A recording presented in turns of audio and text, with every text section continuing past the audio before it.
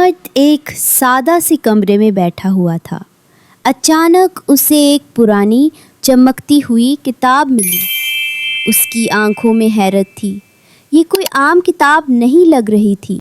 احمد نے فوراً اپنے قریبی دوست فہد کو بلایا۔ دونوں خوشی خوشی گاؤں کے راستے پر چل پڑے۔ انہیں لگا جیسے کوئی جادوئی مہم ان کا انتظار کر رہی ہو۔ جلد ہی وہ ایک انوکھے جنگل میں پہنچے جہاں ہر طرف دھند تھی اور فضا میں چمکتے ہوئے پرندے اڑ رہے تھے۔ احمد اور فہد حیرت سے سب کچھ دیکھتے رہے۔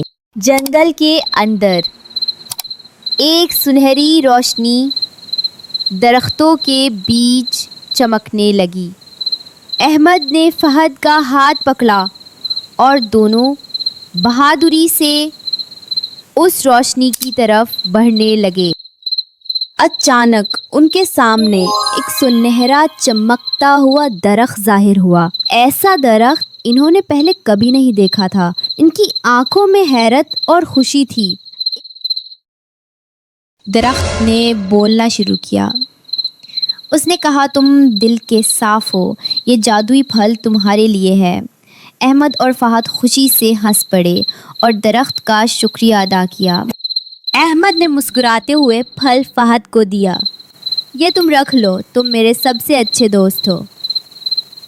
فہد کی آنکھوں میں خوشی چمک اٹھی۔ کچھ دن بعد احمد کے کمرے میں اس جادوئی پھل سے ایک چمکتا ہوا پودا اگ آیا۔ وہ اور فہد روز اس کے پاس بیٹھتے، خواب دیکھتے اور ہنستے۔ جادو اب ان کی دنیا کا حصہ بن چکا تھا۔